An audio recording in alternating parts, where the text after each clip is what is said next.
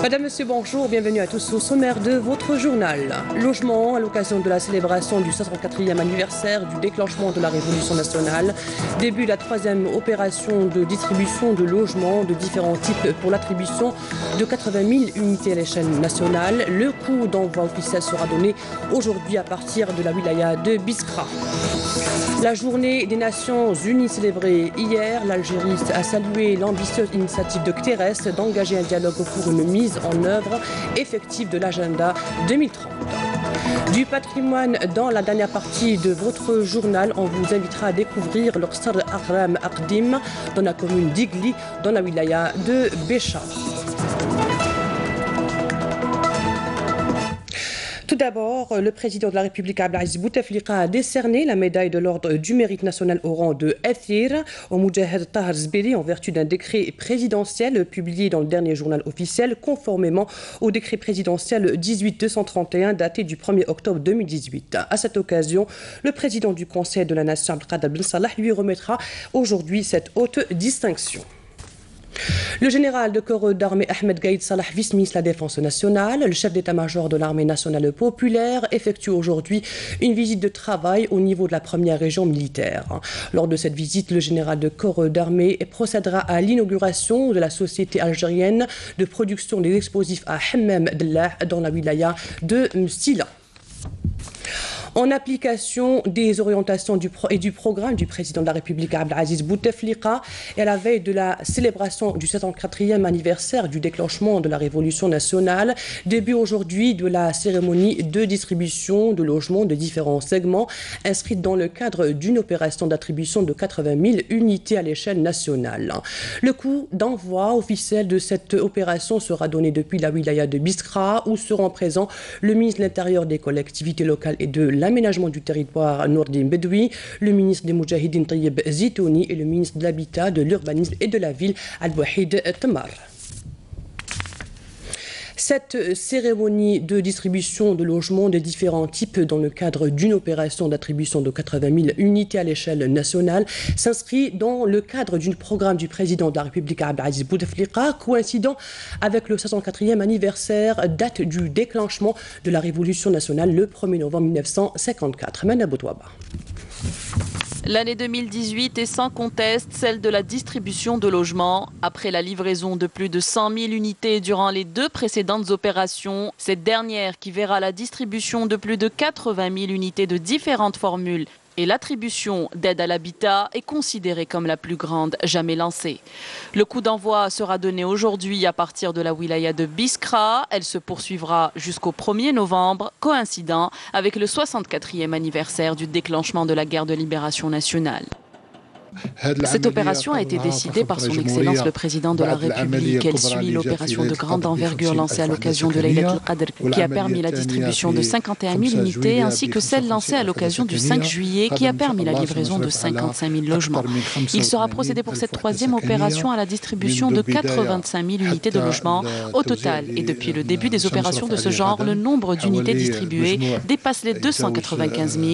Nos objectifs prévisionnels tracés pour la fin de l'année prévoient la distribution de 300 000 unités, sans oublier les aides à l'habitat rural et les aides prévues pour l'édification de logements individuels. L'opération d'aujourd'hui ne sera pas la dernière, d'autres sont prévues tout au long de l'année 2019.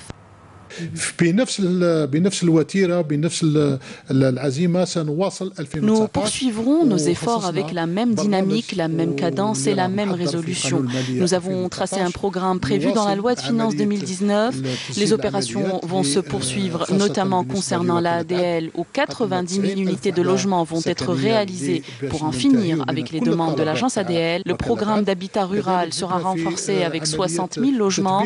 Le logement public aidé que nous avons relancé, qui a connu un engouement palpable en 2018 et où la demande est estimée à 50 000 unités. Ajoutez à cela les travaux d'aménagement d'un nombre dépassant les 200 000 logements et dont les travaux de réalisation sont achevés. Un important programme a été tracé pour pallier ce volet et démarrer les travaux d'aménagement, sans oublier la réalisation de logements adaptés aux spécificités des régions des hauts plateaux et du sud du pays, pour lequel un programme a été tracé afin de permettre aux citoyens du sud d'avoir un logement adapté et individuel. التهيئة بدون ما ننسى كذلك النمط اللي يتلائم مع المناطق الهضاب العليا والجنوب. Le programme tracé par le président de la République de 1999 à ce jour a permis la livraison de 4 millions de logements à leurs bénéficiaires, toutes formules confondues. Le défi majeur, mettre un terme à la crise de logement en Algérie, un challenge que les autorités ont décidé de relever en mobilisant tous les moyens humains et matériels. Et à cette occasion, l'entreprise publique La Télévision consacre aujourd'hui un programme spécial pour le suivi de cette cérémonie de distribution des logements à l'échelle nationale. Un programme que vous pourrez suivre sur les chaînes terrestres et A3 à partir de 18h30. L'ancien ministre des Affaires étrangères et diplomate Lakhtar Brahimi était l'invité aujourd'hui de la radio Chaîne 3. L'expérience algérienne du vivre ensemble en paix est devenue un exemple à suivre et qui a permis d'instituer sa célébration à l'échelle internationale. On écoute sa déclaration. L'Algérie a beaucoup d'expérience dans beaucoup de domaines, notamment l'expérience depuis l'avènement de Bouteflika de la réconciliation nationale chez nous. Les gens peuvent s'en inspirer, peuvent apprendre. Et ce que l'Algérie fait justement, c'est qu'ils disent voilà ce que nous avons fait. Regardez s'il y a quelque chose là dont vous pouvez profiter. L'histoire du vivre ensemble, ça c'est un peu différent. Ça, il n'y a pas de doute, c'est sur la base de l'expérience algérienne. Et puis, il y a quand même un vote de l'Assemblée générale à l'unanimité pour choisir la journée du 16 mai comme journée internationale du vivre ensemble, en paix. L'Algérie a le droit de s'enorgueillir d'avoir été à l'origine de cette initiative. L'Organisation des Nations Unies a célébré hier son 73e anniversaire, une occasion également pour marquer l'avancée considérable enregistrée de son programme, Objectif du millénaire pour le développement durable, adopté en septembre 2015. À cette occasion, l'Algérie a salué l'ambitieuse initiative de Thérèse d'engager un dialogue pour une mise en œuvre effective de l'agenda 2030. Amel Messaïd. L'Organisation des Nations Unies fête son 73e anniversaire. Une journée qui célèbre aussi l'avancée considérable qu'enregistre le programme des Nations Unies, appelé Objectif du millénaire pour le développement durable, adopté en septembre 2015. Un programme dont l'Algérie s'est engagée à mettre en œuvre et dont les résultats sont déjà palpables.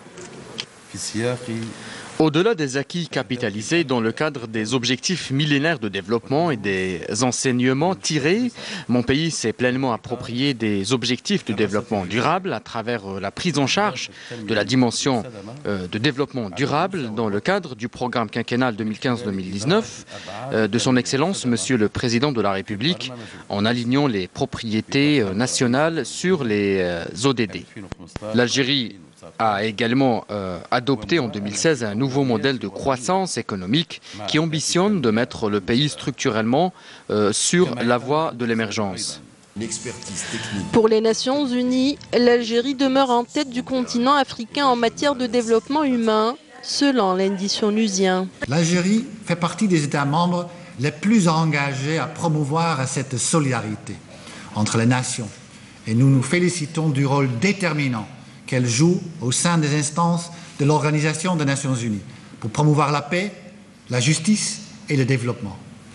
Elle s'est distinguée notamment par la proposition de célébrer le vivre ensemble en paix, aboutissant à l'adoption unanime d'une résolution de l'Assemblée générale le 8 décembre 2017, instituant le 16 mai, comme vous le savez, de chaque année comme la journée internationale de vivre ensemble en paix. Outre ses engagements dans les différents programmes de développement durable initiés par les Nations Unies, principalement le programme 2030, l'Algérie est, selon le coordinateur des Nations Unies, s'est aussi distinguée par sa coordination des initiatives de réforme du système de développement de l'organisation. onusienne.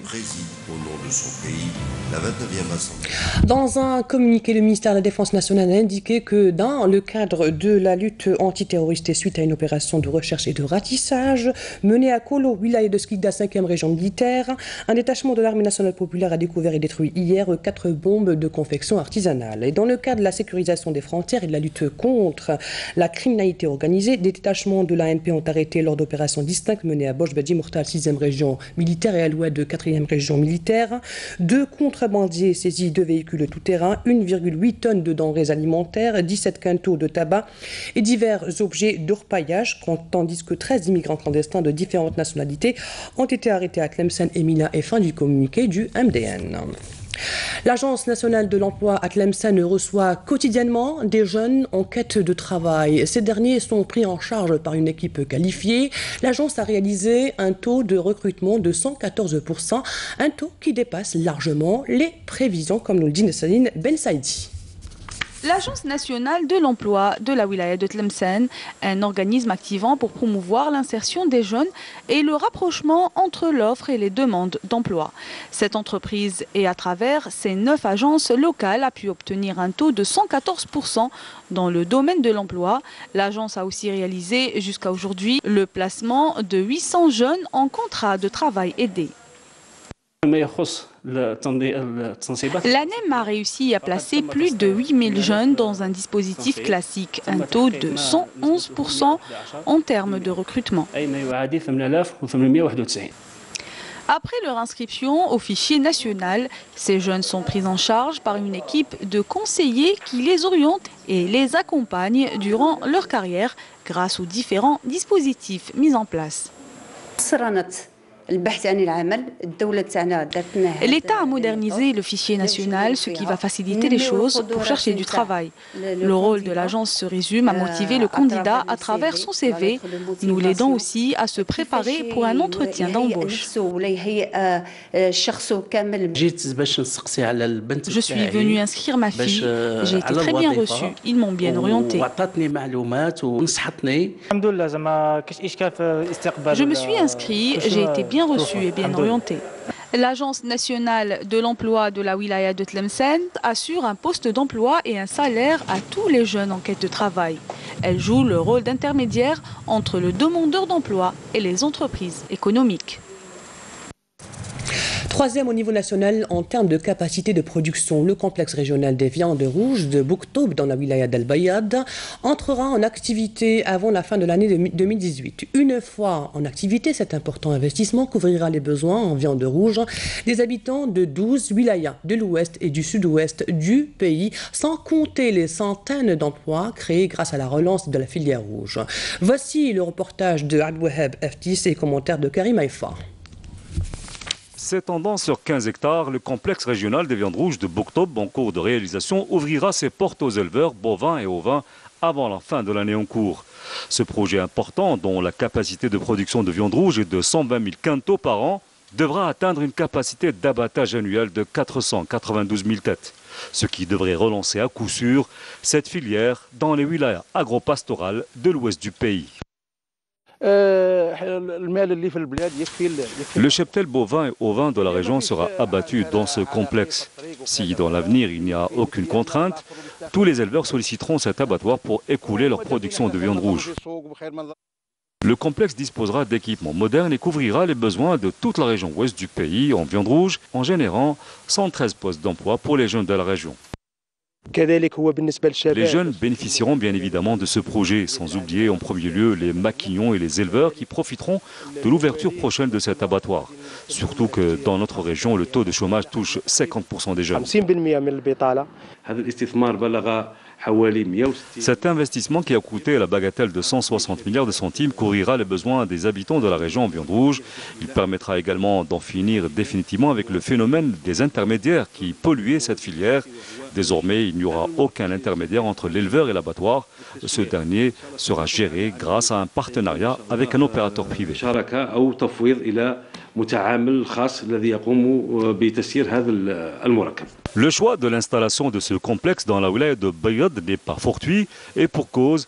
Al-Bayad est une wilaya pilote en matière de production de viande rouge avec une production annuelle estimée à plus de 300 000 quintaux grâce à son patrimoine animalier de 2 millions de moutons et 28 000 vaches à viande. Direction Tébessa à Negrine, précisément au sud de la wilaya. Dans une palmeraie où des agriculteurs s'attellent dans la production de la phonicculture, la date qu'on produit à Negrine n'a rien à envier à celle des oasis du sud. Voici le reportage d'Ad Majid Ben Kassi.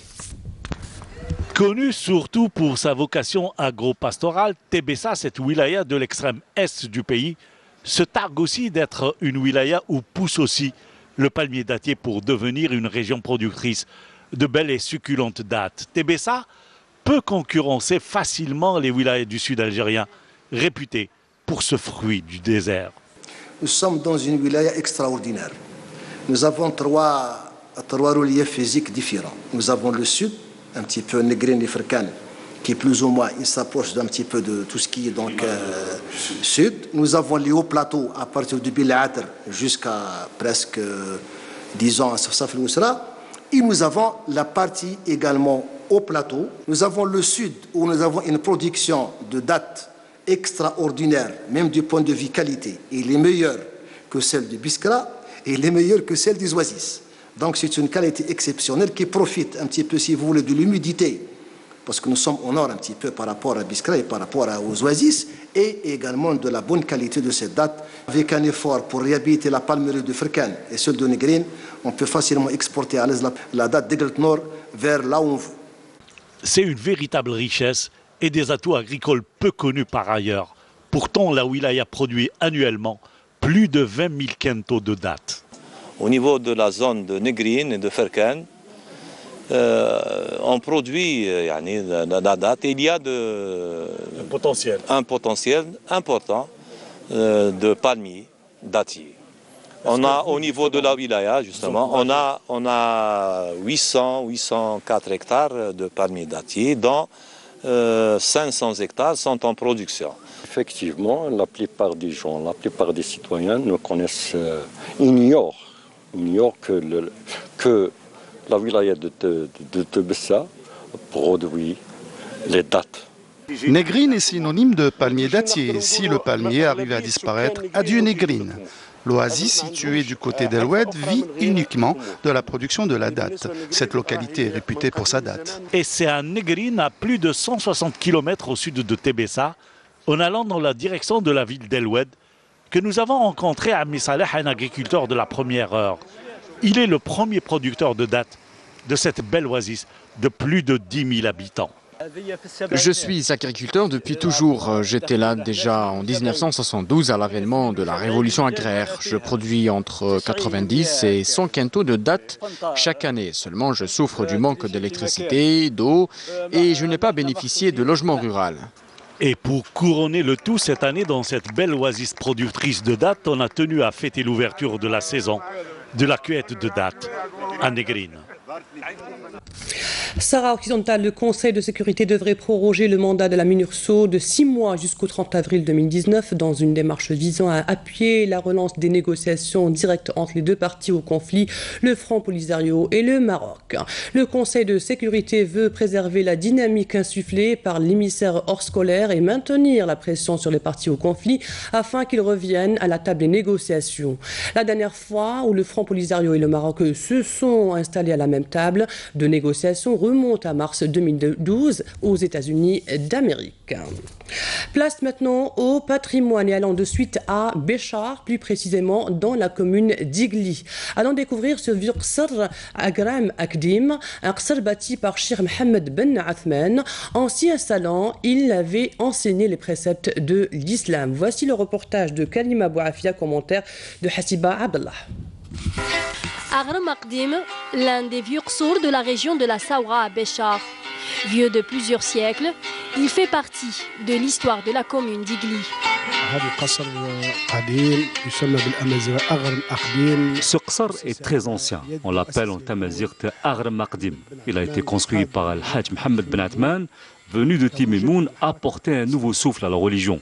Il était accueilli par les habitants de la région, à savoir les différentes tribus, Oulad la Yashi, Oulad Bouziane, Oulad Brahim et la tribu d'Oulad Saïdi. Au cœur d'Ursar se trouve la vieille mosquée, bâtie au 9e siècle de l'Hégire. La première chose que le Hajj Mohammed Ben Atman a fait en arrivant ici, c'est la construction de cette vieille mosquée, en tamazirt Jama' Aqdim. Mais il a aussi apporté de nouvelles techniques en agriculture, dont Aghrour, qui est la poulie.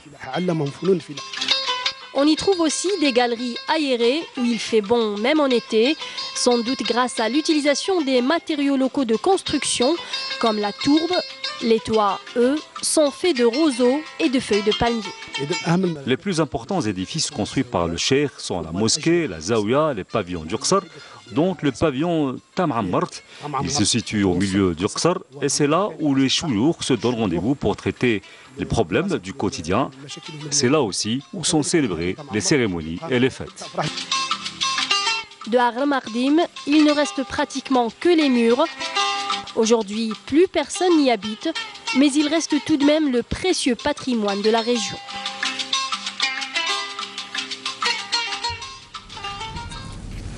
Et c'est la fin de cette édition préparée par la rédaction de Canal Algérie. Merci à vous de l'avoir suivi. Dans quelques instants, les prévisions météo de Mina Abed. L'information continue sur notre site ntv.dz, sur YouTube ou sur notre page Facebook. À demain à midi. Au revoir.